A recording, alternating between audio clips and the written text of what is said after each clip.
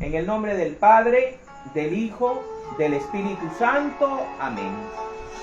Señor Dios Padre Todopoderoso y Eterno, te damos gracias, Padre Santo, por una nueva semana más de vida, Señor. Gracias por la vida, por la salud. Gracias por todos nuestros seres queridos, Señor. Gracias, Rey Celestial, por cuidarnos y protegernos en cada sendero, en cada camino, Señor, en el que hemos transitado esta semana. Queremos darte gracias, Todopoderoso, por todos los acontecimientos, buenos y malos, de nuestra vida, de nuestra existencia, Señor. Gracias, Todopoderoso, por la vida que siempre nos das, porque ella viene de ti, Señor. Gracias, Todopoderoso, por tu gracia, por permitirnos ver el sol y la lluvia, la tempestad y la brisa, Señor. Gracias, Todopoderoso, por los alimentos que a diario nos da, Señor, el desayuno, el almuerzo, la cena. Gracias, Todopoderoso, por el trabajo que tenemos, Señor. Gracias. Gracias, Padre Santo. Gracias por nuestros empleadores, por nuestros clientes, por nuestros compañeros de trabajo, Señor. Gracias, Padre Santo. Gracias, Rey Celestial, por nuestros sacerdotes, por el Papa Francisco, por todos los obispos del mundo, Señor. Gracias por permitir que ellos, a través de su ministerio, el ministerio que tú les diste, Señor, puedan permitir tu presencia eucarística. Hoy queremos pedirte la bendición de todas aquellas personas, Señor, que viven solas. Te pedimos, Padre Santo, que protejas y bendigas a la dueña de este lugar, Señor, que siempre nos ha prestado este lugar para compartir este espacio, este momento. Bendito y alabado seas, Señor. Bendice esta casa, Padre Santo, y a quienes habitan en ella. Ven, Espíritu Santo, en este momento y guía nuestros pensamientos. Guía, Señor, nuestras palabras. También te queremos pedir perdón por nuestros pecados, nuestros malos pensamientos, nuestros malos deseos, nuestras malas palabras, por todo lo que hemos hecho mal, Señor, y por todos los pecados que hayamos hecho consciente o inconscientemente, Señor. Perdónanos, Dios mío. Perdónanos, Padre Santo. Perdona también a todas esas personas que hacen el mal de manera insistente. Ojalá algún día, Señor, puedan ver un rayo de luz que procede de ti, Padre Santo, y puedan volver a tu camino, Señor. Ven, Espíritu Santo. Ven, Santa María, Madre de Dios, santos arcángeles Miguel, Gabriel y Rafael. En el nombre del Padre, del Hijo, del Espíritu Santo. Amén. Bueno, vamos a leer el capítulo número 33 del libro del Deuteronomio. Nos faltaría un capítulo para terminar el Pentateuco. Moisés bendice a las tribus de Israel. Poco antes de morir, Moisés, hombre de Dios, bendijo a los israelitas de la siguiente manera: el Señor viene del Sinaí, desde Seir nos ha alumbrado. Resplandeció desde los montes de Parán, y avanza desde Meribá Cades. En su derecha nos trae el fuego de la ley. El Señor ama a su pueblo, protege a los que se consagran a Él. Ellos se rinden a sus pies y reciben órdenes suyas. Moisés nos dio la ley como herencia de la comunidad de Jacob, y hubo rey en Yesurún. Al reunirse los jefes del pueblo, al juntarse las tribus de Israel. Acerca de Rubén dijo: que viva Rubén, que no mueran, aunque sean pocos sus hombres. Acerca de Judá dijo: Señor, escucha la voz de Judá, haz que se reúna con su pueblo, defiéndelo con tu poder y ayúdalo contra sus enemigos. Acerca de Leví dijo: tuyos son, Señor, el Tumim y el Urim, tuyos y del hombre que te es fiel, del que pusiste a prueba en Masá, con quien reñiste en las aguas de Meribá, el que dijo a sus padres: jamás los he visto, y a sus hermanos: los desconozco, y a sus hijos: no sé quiénes son. Ellos cumplen tus palabras, se han entregado a tu alianza por completo. Instruyendo a Israel, a Jacob, a Israel en tus leyes y decretos. Colocan en tu altar, en tu presencia, incienso y ofrendas de animales. Bendice, Señor, sus esfuerzos y recibe con agrado su trabajo. Rómpele la espalda a sus enemigos y que no vuelvan a levantarse los que lo odian. Acerca de Benjamín dijo: el amado del Señor vive tranquilo. El Altísimo lo protegerá siempre. Vivirá bajo su protección.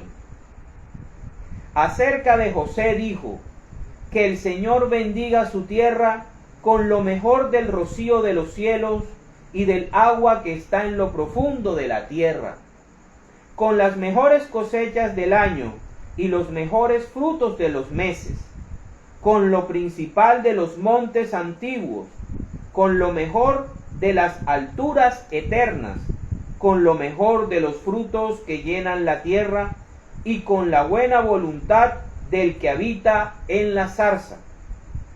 Venga todo esto sobre José, que fue escogido entre sus hermanos. Es hermoso como el primer hijo de un toro, poderoso como un búfalo, y corneará a todos los pueblos hasta los extremos de la tierra.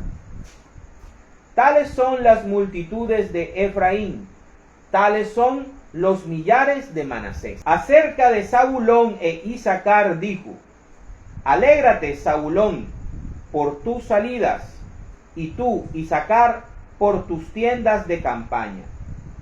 Llamarán a las naciones al monte, y allí ofrecerán los sacrificios requeridos. Disfrutarán de la riqueza de los mares y de los tesoros ocultos de las playas. Acerca de Gad dijo: bendito el que les da grandes territorios.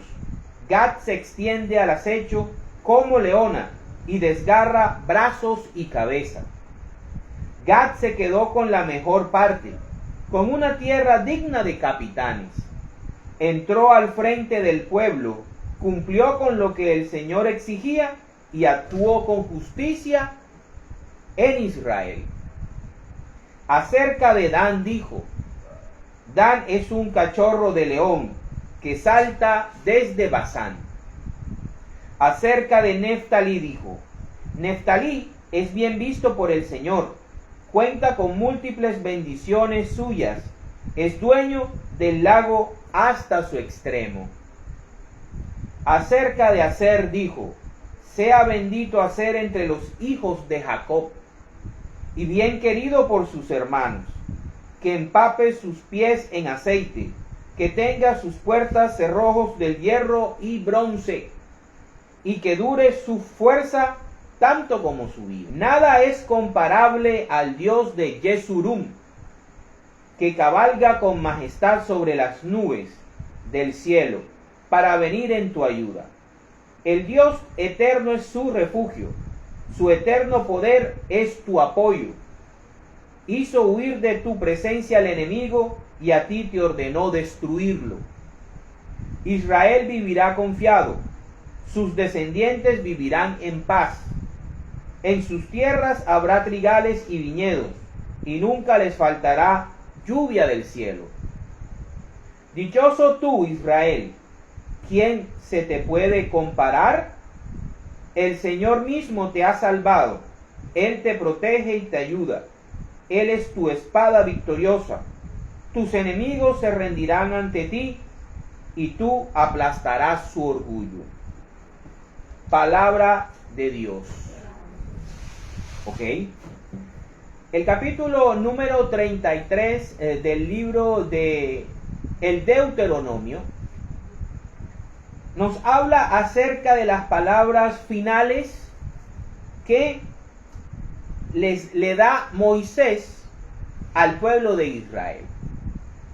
Moisés se está preparando para morir y antes de hacerlo no podía irse sin antes bendecir a ese pueblo que, aunque terco, obstinado, rebelde, era primeramente su pueblo y segundo, estuvo guiándolo día y noche y velando por él, interponiéndose él mismo ante la ira de Dios.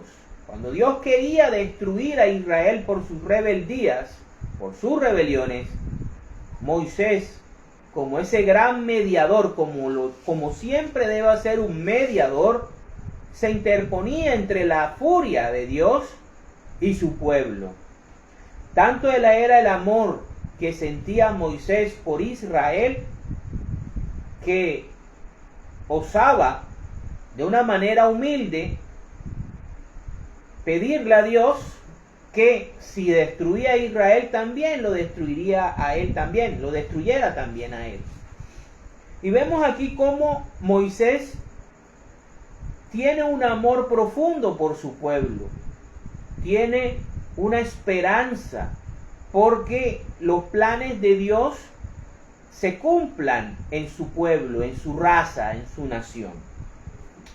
Y es por eso que antes que nada Moisés les recuerda a su pueblo quién es su Dios, de dónde viene el poder y la fuerza de Israel, de las bendiciones de Dios, de ese Dios maravilloso, único y verdadero que no tienen las otras naciones. Ese es el poder y la riqueza de Israel en sí, el Israel bíblico, que fue escogido por Dios a partir de la voluntad de Dios, no por mérito propio. No porque Israel haya hecho méritos para haber sido escogido por Dios, sino que Dios en su infinita misericordia, bondad, justicia, y siendo fiel a la promesa que le había hecho a su siervo Abraham, a su siervo Isaac y a su siervo Jacob, escogió a sus descendientes, representados en los descendientes de cada hijo. Y vemos aquí cómo luego Moisés se dedica a bendecir y a profetizar acerca de cada una de las tribus de Israel. Y comienza con el primogénito biológico, mas no el primogénito escogido por Dios, que es Rubén. Rubén va a ser una tribu casi que insignificante. De él no va a salir profetas, de él no va a salir jueces, de él no va a salir reyes. Fíjense cómo los pecados transgeneracionales influyen en nuestras generaciones. Ahí podemos ver cómo el pecado de incesto que comete Rubén con una de las concubinas de su padre Jacob, no solo le quita la progenitura, el sacerdocio, la doble herencia, la doble ración dentro de la herencia, sino que lo aparta y lo deja relegado con respecto a sus demás hermanos. La segunda tribu que Moisés nombra es la más importante de todas, la tribu de Judá. De Judá saldrá David. De Judá saldrá Cristo. De Judá saldrán los reyes hasta la deportación a Babilonia por Nabucodonosor II y la destrucción del templo de Jerusalén, del primer templo de Jerusalén. Judá es el cachorro poderoso. Judá es aquel que se le escucha la voz porque Cristo representa la tribu de Judá. Es el león de la tribu de Judá. Y Judá llega a ser escuchado por el mundo entero. Sus enseñanzas, sus mandamientos, sus órdenes llegan a los confines de la tierra. Miren cómo se cumple. Y ahorita vamos a hacer un paralelismo con la bendición que hace Jacob a todos sus hijos. Ya que han pasado muchos siglos, ya no son los hijos de Israel quienes reciben la bendición, sino sus descendientes. Luego nos habla acerca de Leví. De Leví y de José es de quien Moisés habla más. De Leví lo cataloga como la tribu que está encargada, que tiene la bendición de enseñar la ley del Señor, los sacerdotes del pueblo.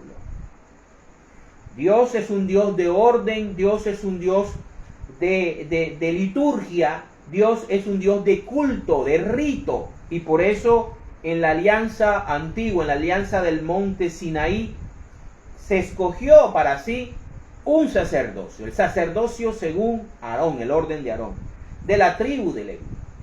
Porque en Leví estaba Aarón y todos sus descendientes. Y vemos cómo, y el mismo Moisés es de la tribu de Leví. Pero Leví, Dios lo escoge y lo dispersa por todo Israel. No tiene propiedad. Su función, como lo profetizó Israel, Jacob, antes de morir, y como también lo profetiza y lo define Moisés, es la de estar disperso por todas las tribus, por todo el pueblo de Israel, para enseñarle al pueblo la ley de Dios, para abandonar a su familia y dedicarse de lleno al culto. Fíjense, tú colocas en el altar, en tu presencia, incienso y ofrendas de animales. Bendice, Señor, sus esfuerzos y recibe con agrado sus trabajos. Es la misma bendición que deben recibir nuestros sacerdotes católicos, según el orden de Melquisedec, que dejan padre y madre, no tienen esposa ni hijos, para dedicarse por completo al servicio del Señor. Fíjense, alguno me dirá, pero es que los levitas tenían esposa. Sí, ellos tenían esposa. Y los sacerdotes posiblemente podrían casarse, pero no podrían dedicarle el tiempo y la calidad de tiempo que se necesita para ser un ministro de Dios, un pastor de ovejas del Señor, un obispo, un diácono, un presbítero. Vemos también cómo se omite a Simeón. Israel con Lea tuvo varios hijos, ¿sí? Creo que tuvo los 4. ¿Cuáles fueron los 4 hijos de Lea? Fueron Rubén, que pierde la progenitura por haber tenido relaciones íntimas sexuales con una de las concubinas de su padre, no sé si es Silpa o Bilá, no me acuerdo ahora. Simeón era el segundo, Leví y el último era Judá. Judá. ¿Por qué Judá recibe el sacerdocio y la bendición de Jacob, de Dios, de Jacob y de Moisés? Porque al Rubén perder la progenitura por incesto, y como lo vamos a ver ahorita en las lecturas de reflexión, Simeón pierde la progenitura y Leví también la pierde porque ellos fueron a matar a los hombres de Siquem y los asesinaron y los acribillaron con violencia y sevicia sin justa razón. Cuando ya sus hombres habían pedido perdón porque el príncipe había violado a Dina, pero el príncipe había pedido perdón, había pedido la mano de Dina e iba a reparar su abuso casándose con ella y haciéndola princesa de Siquem. Pero estos hombres eran violentos por naturaleza. Por eso Dios los desprecia. Y creo que el más violento de todos es Simeón. A Simeón lo dispersan y lo ponen que lo contenga Judá. Simeón no está en esta bendición de Moisés. Simeón no aparece. Como veremos también que para mí, como estudioso de la Biblia, y haciendo un paralelismo entre los 12 hijos de Israel, las 12 tribus de Israel y los 12 apóstoles, Simeón representa a Judas Iscariote. Ojo, esto es una conjetura mía, eso no está ni en ni en el catecismo ni nada. O sea, yo en mis ejercicios y en mis trabajos espirituales he tratado de identificar qué apóstol está representando a qué hijo de Israel, a qué tribu de Israel está representando. Entonces vemos cómo Simeón no es nombrado por Moisés. Sí lo es Leví, que tiene un gran trabajo, el trabajo de ser la tribu sacerdotal y ministerial del pueblo de Israel, de la primera alianza, de la alianza del monte Sinaí. Vemos aquí cómo Benjamín es identificado como el amado del Señor, así como Juan es también el amado de Cristo, el discípulo amado, es el que no muere trágicamente, sino muere en la ancianidad en la isla de Patmos. Es el que recibe el Apocalipsis y es el que es, por orden del Señor mismo en la cruz del Calvario, el hijo adoptivo de la Santísima Virgen María. Benjamín es el amado del Señor porque, a pesar de ser pequeña, la tribu de Benjamín va a tener la ciudad santa de Jerusalén. Jerusalén es una ciudad benjamita, no pertenece a Judá. De Judá es Belén Efrata, pero Jerusalén es de la tribu de Benjamín.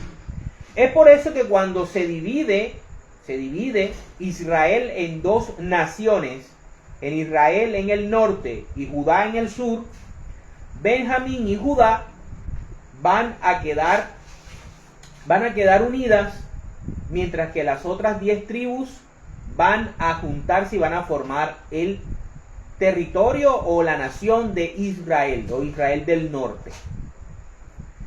Vemos aquí también cómo habla tan hermoso de José, pero de José vamos a entender que va a ser bendito en sus hijos. José no recibe directo, no hay una tribu de José. Hay dos tribus, la de Efraín y la de Manasés. Y son las tribus más numerosas, son las tribus que más israelitas tienen. Dios bendice a José por medio de Efraín y por medio de Manasés. Manasés es la tribu que más territorios tiene. Más territorio tiene. está dividido en dos. Un territorio grande junto con Gad. Vemos también cómo habla acerca de Zabulón e Isaacar, que van a estar pegados a la orilla del mar de Galilea. Vemos también cómo habla tan bonito de Gad. Gad es esa tribu que recibe los territorios que están al oriente del Jordán, y que ellos se comprometieron a que no iban a vivir en esos territorios hasta que ellos no ayudaran a sus demás hermanos a conquistar Canaán. Por eso es que Moisés los bendice y dice que van a entrar enfrente del pueblo. O sea, ellos van a ser la tribu que va a ir al frente combatiendo a los cananeos y van a conquistar. Van a tener un ejército poderoso de grandes hombres y va a cumplir la promesa que le hizo al Señor. Por eso que dice, y si actuaste con justicia en Israel, prometiste algo y lo cumpliste. Es Gad. De Dan habla muy mal. En primera instancia lo vamos a ver cuando leamos Génesis. Dan es la tribu por donde entra la idolatría. Es la tribu más débil espiritualmente hablando. Y en principio habían estado en el sur de la tierra prometida y luego se mudan al norte. Por eso es que Moisés les habla que saltan a Basán en el norte. ¿Sí? De Neftalí habla acerca de que es bien visto por el Señor y recibe muchas bendiciones. La tribu de Neftalí recibe a Cristo, recibe las parábolas de Cristo. Por eso es que el mismo, la profecía, en los mismos evangelios dice, alégrense ustedes tierra de Zabulón, tierra de Neftalí, porque vieron una gran luz.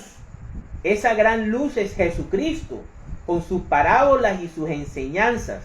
En este territorio Jesús es que llega a bendecir a esta tierra, a esta tribu, y por eso es que el Señor dice que Neftalí es bien visto por el Señor y cuán múltiples bendiciones suyas. Es dueño del lago hasta el extremo, el lago de Galilea. ¿Sí? Acerca de Aser son los cocineros del pueblo, son los que dan manjares, son los que producen cosas deliciosas, cosas benditas. ¿Sí? Bueno, y por último, entonces Moisés lo que hace es volver a enaltecer al Dios de Israel. Ahora, Israel también es conocido como Jesurún, no Yesurum con M, como el presidente de la Federación de Fútbol, no. Yesurún termina en N, también es otro nombre para el pueblo de Israel. Y qué hermosa esta figura, nada es comparable al Dios de Yesurún, que cabalga con majestad sobre las nubes del cielo para venir en tu ayuda. Fíjense, aquí Moisés le está repitiendo a Israel que si ellos se mantienen obedientes a Dios, Dios siempre los iba a proteger, los iba a bendecir y no iba a permitir que nada les hiciera daño. Estas son las palabras de Moisés al pueblo de Israel, teniendo como centro a las 12 tribus de Israel, que es lo que vamos a ver hoy, para la gloria de Dios. Esta noche vamos a analizar por qué la iglesia no puede tener refundadores, no pueden existir reformadores o restauradores enviados por Dios. Porque la iglesia, la novia, la esposa del Cordero, ya tiene unos pilares y unas bases inamovibles. Se llaman los 12 apóstoles. Así como el pueblo de Israel tenía como base las 12 tribus, o sea, el pueblo de Israel estaba conformado por las 12 por descendientes de las 12 tribus de Israel. La iglesia está fundada sobre la base de los apóstoles. Por eso la iglesia es una, santa, católica y apostólica.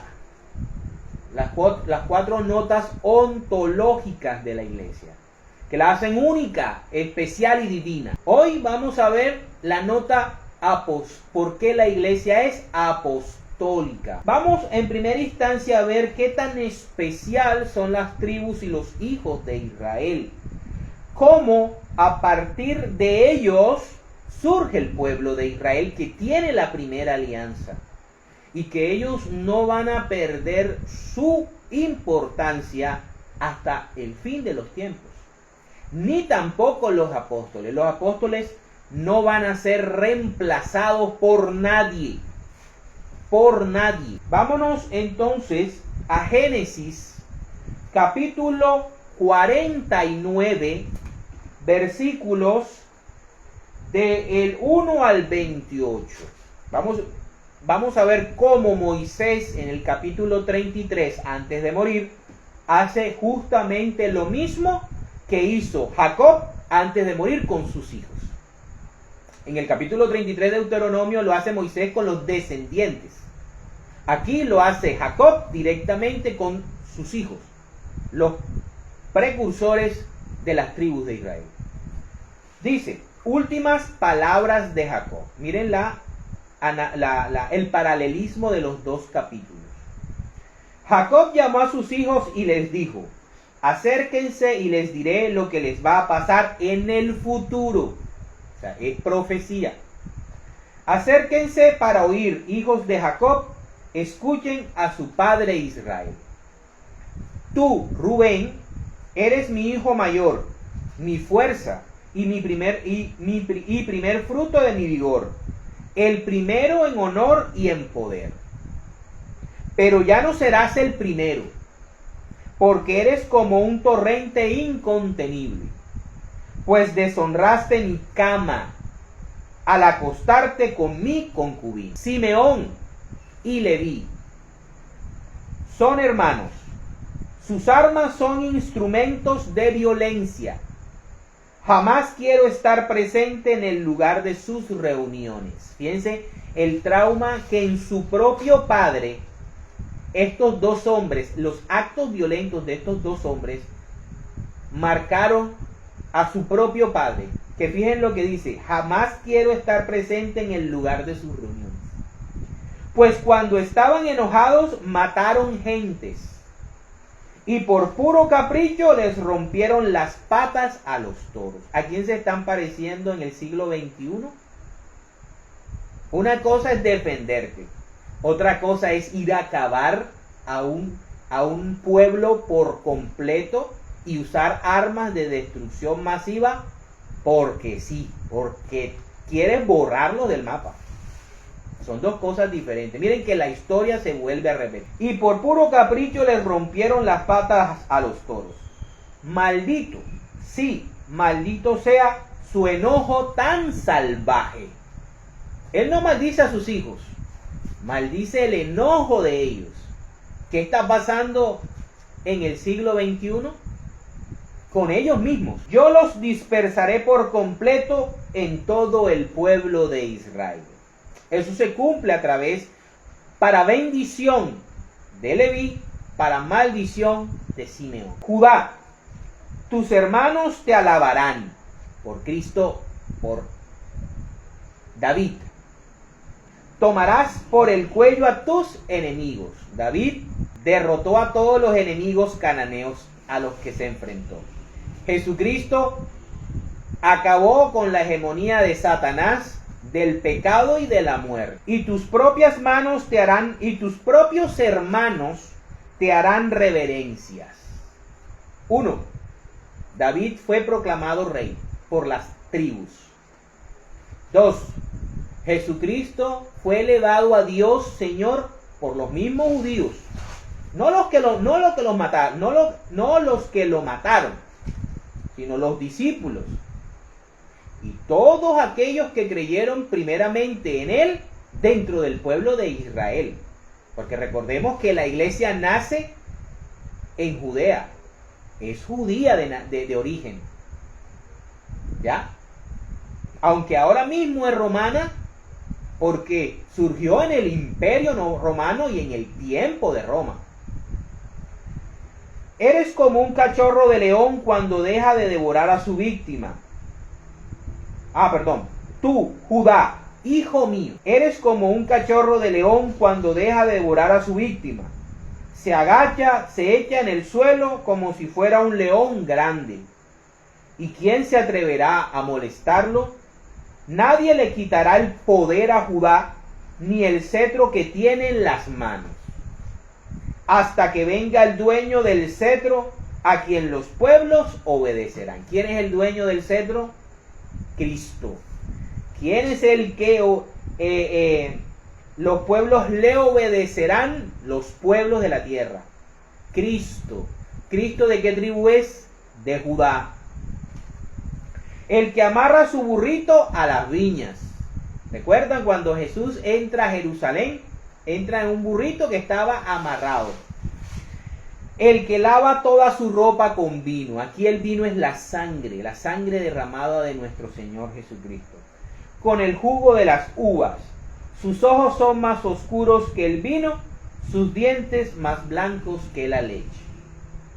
Zabulón vivirá a la orilla del mar, en donde habrá puertos para barcos. Sus fronteras llegarán hasta Sidón. Lo mismo que dice Moisés. Isaacar es un animal de carga, que descansa en sus establos. Cuando vio que el país era bueno y agradable para descansar, dobló su espalda para llevar carga y sin protestar se hizo esclavo. Muy servicial es esta gente. Dan gobernará a su propia gente como una de las tribus de Israel. Y hará y llevará a la idolatría a mucha gente. Dan será igual a una víbora que está junto al camino. En la Biblia el símbolo de la víbora, de la serpiente, es del engaño, de la mentira y del pecado. Que está junto al camino, esperando a ver a quién ataca y a quién desvía. Que muerde los talones del caballo y hace caer al jinete. Oh Señor, espero que me salves. Agag lo atacará un ejército, pero después él lo perseguirá, que es lo que pasa posteriormente. Aser tendrá abundancia de pan, dará comida digna de reyes. Lo que estábamos diciendo ahorita, los cocineros y los que generan la buena comida para el pueblo de Israel. Neftalí es como una gacela que anda libre y que tiene hermosas crías. José es como una planta junto al agua que produce mucho fruto y sus ramas trepan sobre el muro. Sus descendientes, la tribu de Efraín y la tribu de Manasés, van a estar bien pobladas. Los arqueros lo odian, le tiran flechas y siempre lo están molestando. Pero José tiene brazos fuertes y mantiene firme su arco. Gracias al Dios poderoso de Jacob, gracias al nombre del pastor, el protector de Israel. Gracias al Dios de tu Padre, que te ayudará, al Dios todopoderoso que te bendecirá con bendiciones del alto cielo, con las bendiciones del mar profundo, con bendiciones de los pechos y del vientre, serán muy fecundos. Tu padre te bendijo más de lo que mis padres me bendijeron. Hasta el fin de los montes eternos, estas bendiciones estarán sobre la cabeza de José, que fue escogido entre sus hermanos. Benjamín es un lobo feroz que en la mañana se come a su víctima y en la tarde reparte las sobras, porque eran violenticos. Recuerden que el primer rey de Israel era benjamita, Saúl. ¿Sí? El primer rey de Israel era benjamita, Saúl. Estas son las 12 tribus de Israel, y esto es lo que su padre dijo a sus hijos al darle a cada uno su bendición. Palabra de Dios. Entonces, así como para el pueblo de Israel la base de ellos, de la primera alianza, del pueblo de la primera alianza, son las 12 tribus de Israel, para el pueblo de la nueva alianza, para la iglesia, para el pueblo que no es pueblo, para esa sociedad, esa comunidad, esa asamblea de los bautizados en el nombre de Jesucristo. ¿Cuál es entonces la base? Los 12 apóstoles. Los 12 apóstoles. Vamos entonces a ver a el Señor Jesucristo actuando, dando órdenes, y a quién se las da. Vámonos a Mateo, Evangelio de Mateo, capítulo 10, versículos del 1 al 15 y el versículo 40. Y el versículo 40, sí señor. Dice, Jesús escoge a los 12 apóstoles. ¿Quién los escoge? Jesucristo. No se autoproclaman. No salen diciendo que Dios le habló, Dios se le apareció, Dios le mostró una visión.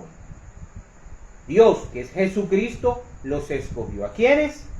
Jesús llamó a sus 12 discípulos y les dio autoridad para expulsar a los espíritus impuros, representación del reino del mal, los enemigos de Cristo, y para curar toda clase de enfermedades y dolencias, no solamente físicas, sino espirituales. Estos son los nombres de los 12 apóstoles. Primero, Simón. Allá se hace la aclaración que el más grande y que el primero es Judá, que biológicamente es Rubén, pero Rubén por su incesto, por su falta de autocontrol, perdió la progenitura. Y quien recibe la progenitura es Judá. Aquí, en todos los evangelios, se va a presentar a Pedro como el primero. O sea, Pedro es Judá. Ojo a esto. Y su hermano Andrés, Santiago y su hermano Juan. Santiago yo lo asocio con Leví y Juan lo asocio yo con Benjamín. Y su hermano Juan, hijos de Zebedeo, Felipe y Bartolomé, Tomás y Mateo, el que cobraba impuestos para Roma. Santiago, hijo de Alfeo, y Tadeo, Simón el cananeo y Judas Iscariote, que después traicionó a Jesús. Yo asocio a Simeón con Judas Iscariote. Jesús instruye,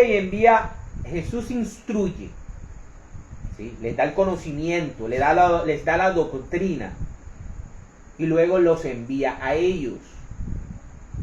Jesús envió a estos 12 con las siguientes instrucciones. Esa es la base de la iglesia. Las instrucciones recibidas por los apóstoles que no cambian, que no pueden cambiar, que tienen que permanecer en esencia las mismas durante 2000, 4000, 6000 años. No pueden cambiarse. No vayan a las regiones de los paganos ni entren en los pueblos de Samaria. Vayan más bien a las ovejas perdidas del pueblo de Israel. Vayan y anuncien que el reino de los cielos se ha acercado. Sanen a los enfermos, resuciten a los muertos, limpien de su enfermedad a los leprosos y expulsen a los demonios. O sea, vemos cómo el accionar de la iglesia, porque los discípulos son la iglesia, así como los 12 hijos de Jacob de Israel eran el pueblo de Israel, se iba a convertir en el pueblo de Israel, el pueblo de la primera alianza. Así los 12 discípulos, a través de su predicación, de la bendición, del bautismo y de la imposición de manos, iban a conformar o iban a formar la iglesia, el pueblo de Dios de la segunda y definitiva alianza, la alianza del monte Sión. Ustedes recibieron gratis este poder. Aquí hay una, no digamos que paradoja, sino que una dinámica. En primera instancia, Jesús les dice que este poder que Él les otorga, ellos lo han recibido gratis. O sea, es un don de Dios. Y no deben cobrar por emplearlo. Así que todos esos pastorcitos y esas pastorcitas autoproclamadas y autoproclamados que viven del diezmo, que es antibíblico lo que ellos hacen, ¿verdad? Y que cobran por bendición y por intercesión y por imponer las manos y por sacar demonios, y que viven sabroso, pues no están siguiendo las órdenes de Jesús y tampoco son discípulos de Él. Aunque ellos luchen, peleen y digan y decidan, no lo son. No lleven oro, ni plata, ni cobre, ni provisiones para el camino. No lleven ropa de repuesto, ni sandalias, ni bastón, pues el trabajador tiene derecho a su alimento. Aquí pasan dos cosas. Una cosa es cobrar por la bendición, por el servicio. Nuestros sacerdotes no nos cobran por perdonar nuestros pecados, por bautizar a nuestros, a nuestros hijos, por la primera comunión, por el matrimonio. Por ninguno de los sacramentos nuestros sacerdotes nos cobran. Ah, Henry, pero uno paga el matrimonio, uno paga el bautismo. No, la iglesia, el templo, fíjense, necesita sostenerse. ¿De qué va a vivir? Si el gobierno, los estados no tienen el deber de girarle dinero, debe vivir de nosotros, debe vivir de los feligreses. Y fíjense, del mismo Señor sale que el sacerdote debe recibir un salario por la predicación, así como el levita recibía alimentos, y tenía parte en los sacrificios, en parte de los sacrificios, para poder subsistir, porque no tenía tierra propia. Así también el sacerdote de la nueva alianza, miren lo que dice Jesús: ustedes por el poder no cobren, porque eso es gratis, pero a ustedes los deben sustentar. Dios es justo. Entonces hay que tener esa diferencia, ¿sí? Hay que tener esa diferencia. Cuando lleguen ustedes a un pueblo, a una aldea, busquen alguna persona de confianza y quédense en su casa hasta que se vayan de allí, la casa cural. Al entrar en la casa, saluden a los que viven en ella. Si la gente de la casa lo merece, su deseo de paz se cumplirá. Pero si no lo merece, ustedes nada perderán. Nosotros los católicos predicamos, debemos predicar y defender nuestra fe. Si la aceptan, si la comprenden, si la aman, bien. Si no la aceptan, no ha pasado nada. Sacudimos nuestra mano y seguimos nuestro camino. Salgan de la casa o del pueblo y sacúdanse el polvo de los pies. Les aseguro que en el día del juicio el castigo para ese pueblo será peor que para la gente de la región de Sodoma y de Gomorra. Versículo 40 dice: el que los recibe a ustedes, o sea, a los discípulos, a los apóstoles de Jesús, a los ministros ordenados de la iglesia de Cristo, me recibe a mí, y el que me recibe a mí, recibe al que me envió. Palabra del Señor. Vamos a ver ahora cómo el colegio de apóstoles, una vez Jesucristo resucitado y una vez ascendido a los cielos, se reúne, no se dispersa, no meten a la loca, ni son reemplazados por fulanito ni sutanita, sino que siguen la orden del Señor. Y vamos a ver, vamos a repetir otra vez, cómo la elección de un apóstol se hace a través de un cónclave. O sea que cómo se elige a un papa es bíblico. Vámonos a Hechos capítulo 1, versículos del 12 al 26. Dice, elección de Matías. Había un problema. Judas Iscariote se había ahorcado, había muerto y había quedado 11 discípulos. No podían ser 11, tenían que ser 12. ¿Qué hacen? Hacen un cónclave. ¿Quiénes? Los cardenales, los obispos. ¿Quiénes son los obispos? Los mismos apóstoles. Todavía no existía un obispado múltiple. Todavía estaba sobre ellos. Dice, desde el monte llamado de los Olivos regresaron los apóstoles a Jerusalén. Un trecho corto, precisamente lo que la ley permitía caminar en sábado. Recordemos que ellos todavía estaban dentro del pueblo de Israel y todavía corrían el riesgo y el peligro de ser asesinados por incumplir el sábado. Dice, cuando llegaron a la ciudad, subieron al piso alto de la casa donde estaban alojados. Eran Pedro, primeramente, Juan, Santiago, Andrés, Felipe, Tomás, Bartolomé, Mateo, Santiago, hijo de Alfeo, Simón el celote y Judas, el hijo de Santiago. Todos ellos se reunían siempre para orar con algunas mujeres. Con María, la madre de Jesús, la identifican, ¿sí? Con algunas mujeres, pero a María la nombran específicamente como especial, la enaltecen sobre las demás mujeres, porque es la única que nombran con nombre propio. Y con sus hermanos. Por aquellos días Pedro se dirigió a los hermanos reunidos, que eran como 120 personas, y les dijo, hermanos, tenía que cumplirse lo que el Espíritu Santo por medio de David ya había dicho en las Escrituras acerca de Judas, el que sirvió de guía a los que arrestaron a Jesús. Pues Judas era uno de los nuestros y tenía parte en nuestro trabajo. Pero fue y compró un terreno con el dinero que le pagaron por su maldad. Luego cayó de cabeza y se reventó, y se le salieron todos los intestinos. Cuando los que vivían en Jerusalén lo supieron, llamaron a aquel terreno Acéldama, que en su lengua quiere decir campo de sangre. En efecto, el libro de los Salmos dice que su casa se vuelva un desierto y que nadie viva en ella.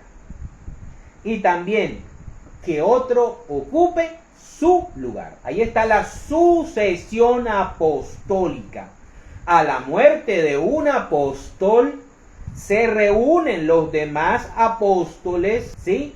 Y escogen a un sucesor del apóstol muerto, inspirados por el Espíritu Santo y con la ayuda y la oración de la Santísima Virgen María. ¿Cómo la ven? O sea que podemos decir que la presencia mística de la Santísima Virgen María en cada cónclave puede ser una garantía de protección contra la intervención de Satán, que recordemos que ella es la guerrera. Y dice, tenemos aquí hombres que nos han acompañado todo el tiempo que el Señor Jesús estuvo entre nosotros, desde que fue bautizado por Juan hasta que subió al cielo. Es necesario, pues, que uno de ellos sea agregado a nosotros, para que junto con nosotros dé testimonio de que Jesús resucitó. Esa es la semilla.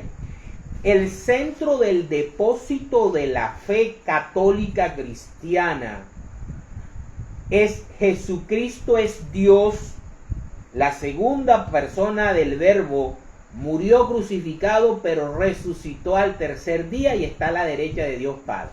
Punto. Eso es innegociable. Nosotros no negociamos eso. Así vengan, así sean teólogos, doctores en teología, sean quien sea.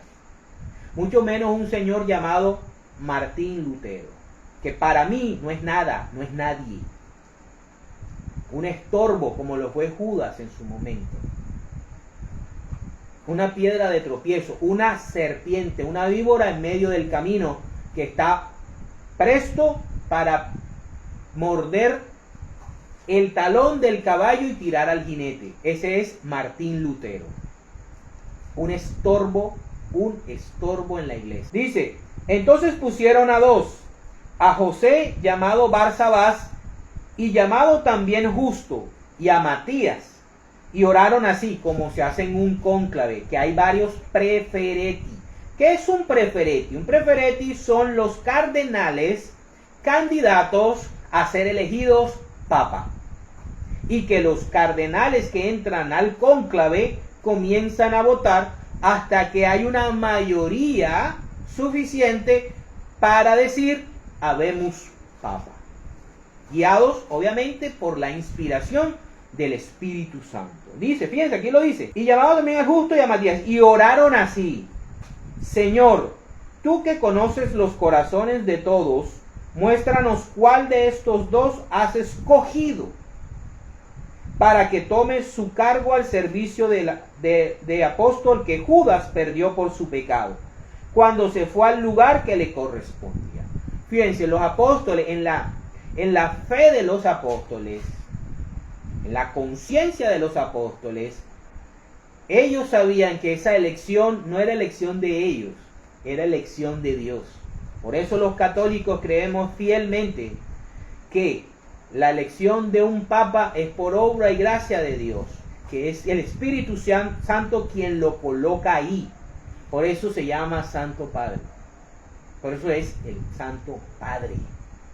No es santo porque sea perfecto, inmaculado y no peque, sino porque Dios lo colocó ahí para regir como mayordomo y vicario a su pueblo, mientras que él está allá trabajando en el cielo. Lo echaron a suerte y esta favoreció a Matías, quien desde aquel momento quedó agregado a los 11 apóstoles. Una vez elegido, agregado al apostolado. Por eso decimos que el Papa es Pedro, el reemplazo de Pedro. Enseguida, elección, cuando decimos habemos Papa, enseguida lo agregamos a los apóstoles, con plena autoridad de Cristo, con las llaves que Cristo le dio a Pedro. No necesitamos a más nadie, ni a un tal Joseph Smith, ni a ninguna tal Elena de Guay, ni a un Enrique VIII, ni a Martín Lutero, ni a Juan Calvino, ni a ninguno de esos. A ninguno de esos ha mandado Dios. A ninguno. Dios no necesita de ellos. No ha necesitado de ellos. Eso es una mentira que muchísimos, sin utilizar la inteligencia de la fe, se han dejado meter en sus cabezas y en sus... Listo. Vamos ahora a ver Hechos capítulo 2, versículos 14 al 24. La cátedra de Pedro. Vamos a ver cómo la cátedra de Pedro es bíblica. Cómo Pedro es el que habla en nombre de los 12 apóstoles como líder natural y escogido por Cristo. Cristo. No se levantó solo, no se autoproclamó. Cristo lo escogió. Y ya lo hemos visto en capítulos anteriores. Dice, Hechos 2 del 14 al 24. Dice, discurso de Pedro. Entonces Pedro se puso de pie junto con los otros 11 apóstoles. Ya Matías estaba en pleno. Y con voz fuerte dijo, judíos y todos los que viven en Jerusalén, sepan ustedes esto y oigan bien lo que les voy a decir. Estos no están borrachos como ustedes creen, ya que apenas son las 9 de la mañana. Al contrario, aquí está sucediendo lo que anunció el profeta Joel cuando dijo, sucederá que en los últimos días, dice Dios, derramaré mi espíritu sobre toda la humanidad. No era solamente sobre el pueblo de Israel. Fíjense, esa era la idea original de Dios. Esa es la promesa que le hace a Abraham. Yo bendeciré a todos los pueblos de la tierra por medio tuyo. Los hijos e hijas de ustedes comunicarán mensajes proféticos, los jóvenes tendrán visiones y los viejos tendrán sueños. También sobre mis siervos y siervas derramaré mi espíritu en aquellos días y comunicarán mensajes proféticos. En el cielo mostraré grandes maravillas y sangre, fuego y nubes de humo en la tierra. El sol se volverá oscuridad y la luna como sangre antes que llegue el día del Señor, día grande y glorioso. Pero todos los que invoquen el nombre del Señor alcanzarán la salvación. Escuchen pues, israelitas, lo que voy a decir. Como ustedes saben muy bien, Dios demostró ante ustedes la autoridad de Jesús de Nazaret, haciendo por medio de él grandes maravillas, milagros y señales. Y a ese hombre que conforme a los planes y propósitos de Dios fue entregado y ustedes lo mataron, crucificándolo por medio de hombres malvados, obviamente los romanos, pero Dios lo resucitó y liberándolo de los dolores de la muerte, porque la muerte no podía tenerlo dominado. Recuerden la promesa que hace Jacob y Moisés: Judá, que el Señor te defienda de tus enemigos. El rey David, refiriéndose a Jesús, dijo: yo veía siempre al Señor delante de mí, con él a mi derecha nada me hará caer. Por eso se alegra mi corazón y mi lengua canta llena de gozo. Todo mi ser vivirá confiadamente, porque no me dejarás en el sepulcro, ni permitirás que se descomponga el cuerpo de tu santo siervo. Me mostraste el camino de la vida y me llenarás de alegría con tu presencia. Este es el Salmo. Hermanos, permítanme decirles con franqueza que el patriarca David murió y fue enterrado, y que su sepulcro está todavía entre nosotros. Pero David era profeta y sabía que Dios le había prometido con juramento que pondría por rey a uno de sus descendientes, lo que le dice Jacob a Judá: tú tendrás el cetro hasta que venga el que lo tenga de manera definitiva. Así que, viendo anticipadamente la resurrección del Mesías, David habló de ella y dijo que el Mesías no se quedaría en el sepulcro, ni su cuerpo se descompondría. Pues bien, Dios ha resucitado a ese mismo Jesús, y de ello todos nosotros somos testigos. No testigos de Jehová, somos testigos de Cristo, de la resurrección de Cristo. Después de haber sido enaltecido y colocado por Dios a su derecha, y de haber recibido del Padre el Espíritu Santo que nos había prometido, Él a su vez lo derramó sobre nosotros. Eso es lo que ustedes han visto y oído. Palabra de Dios. Entonces podemos ver cómo la cátedra de Pedro y la cátedra de los apóstoles es el depósito de la fe. Es la fe en que Jesucristo es Hijo de Dios, que es Dios, que resucitó de entre los muertos y que está sentado a la derecha de Dios Padre. La doctrina no puede cambiarse. Nosotros no podemos adaptar la doctrina a los tiempos. No, los tiempos tienen que adaptarse a la doctrina.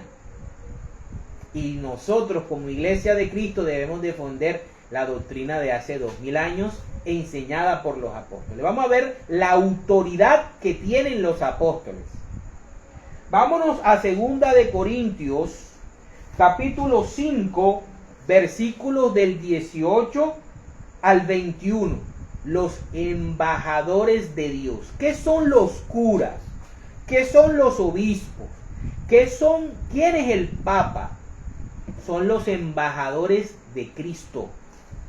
Miren lo que dice el apóstol aquí en 2 de Corintios 5, del 18 al 21.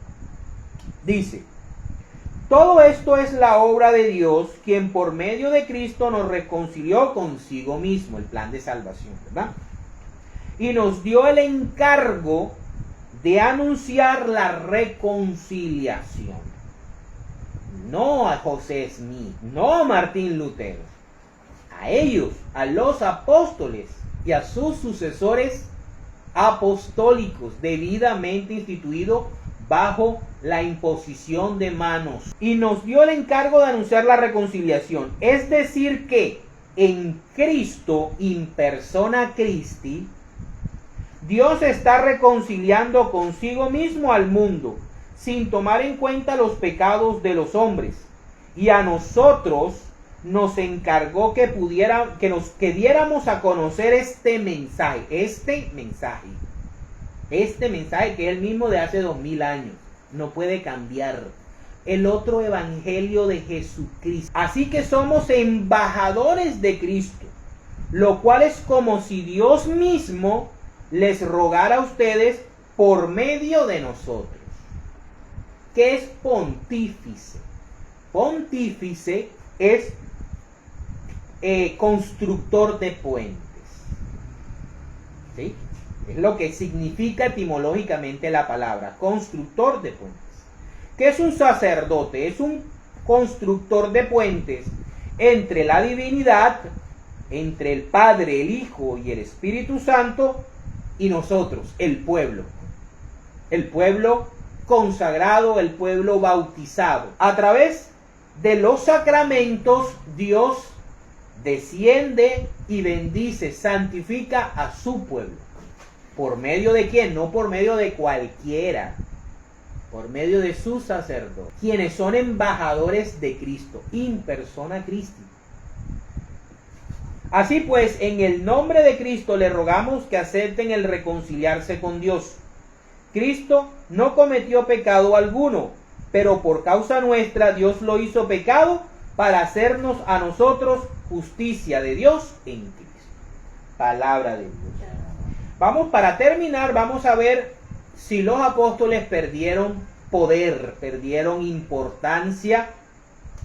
Y así como la Virgen María, una vez que Dios la usó, según los protestantes más radicales, la desechó, así también los apóstoles fueron desechados y Dios tuvo que recurrir a todos estos hombres y mujeres que se autoproclaman fundadores de iglesias, restauradores, hacedores de nuevas religiones, o si hasta el fin de los tiempos la base de la iglesia sigue siendo los 12 apóstoles. Vámonos a Apocalipsis capítulo 21, versículos del 9 al 17.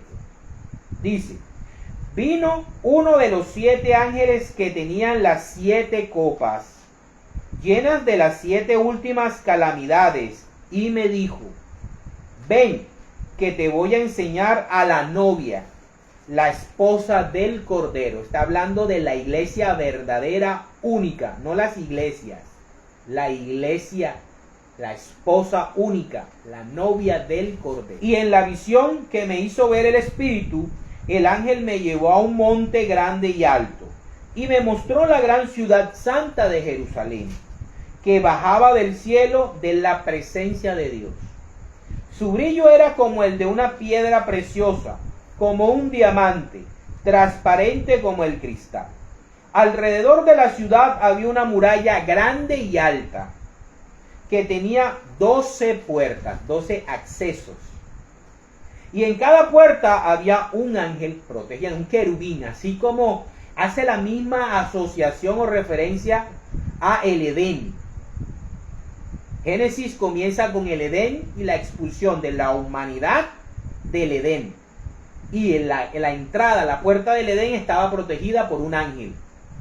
La entrada al cielo, a la Nueva Jerusalén, tiene 12 puertas, ya no es una, sino 12, y cada una está protegida por un ángel. En las puertas estaban escritos los nombres de las 12 tribus de Israel. O sea que las 12 tribus no pierden validez, son válidas todavía. 3 puertas daban al este, 3 al norte, 3 al sur y 3 al oeste. La muralla de la ciudad tenía 12 piedras por base, en las que estaban escritos los nombres de los 12 apóstoles del Cordero. ¿De quién estamos hablando? ¿Quién va a entrar? La novia, la esposa del Cordero, la iglesia. ¿Cuáles son las bases de la muralla de la Nueva Jerusalén? Los 12 apóstoles. No Martincito Lutero, no Juan Calvino, no Joseph Smith, no Elena de White, ni Carlos Parán, ni ninguno de esos fundadores de iglesias y sectas. Ninguno de ellos está escrito aquí.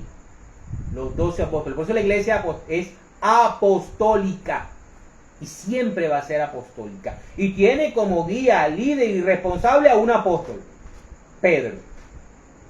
El ángel que hablaba conmigo llevaba una caña de oro para medir la ciudad, sus puertas y muralla. La ciudad era cuadrada, su largo era igual a su ancho. El ángel midió con su caña la ciudad, medía 12,000 estadios. Su largo, su alto y ancho eran iguales. Luego midió la muralla, medía 144 codos. 144 es 12 por 12. Según las medidas humanas que el ángel estaba usando. Palabra de Dios.